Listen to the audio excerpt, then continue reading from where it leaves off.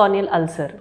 Corneal ulcer is an infection of the cornea or an open sore on the cornea. What are the symptoms of corneal ulcer? Patient can have redness, excessive watering, severe pain, swelling of the lids, blurred vision, sensitivity to light, and some of them can even notice a white spot on the cornea. So what are the causes of corneal ulcer? There are various causes for corneal ulcer. It could be bacterial infection, fungal infection, viral infection, and also certain parasites also can cause corneal infection. It can happen following injury to the cornea or scratch or abrasions on the cornea, some foreign body entering in the eye, and if the patient has rubbed the eye, all these can lead to corneal ulcers.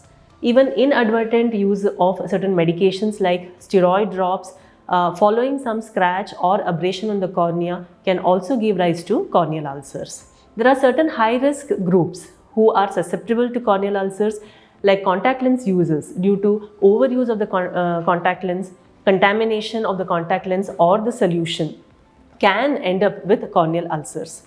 Dry eye patients are also susceptible to corneal ulcers due to loss of the protective barrier in dry eye patients. Let us look into the diagnosis of corneal ulcer.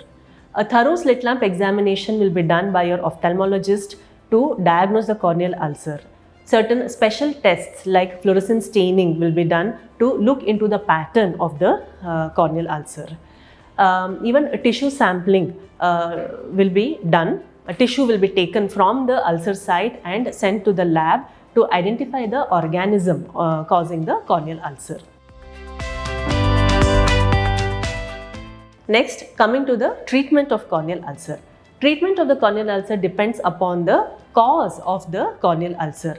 It could be, depending on the cause of the corneal ulcer, we'll be using certain antibiotics, antifungals, antivirals, or antiparasitic eye drops after confirming the organism following the lab test.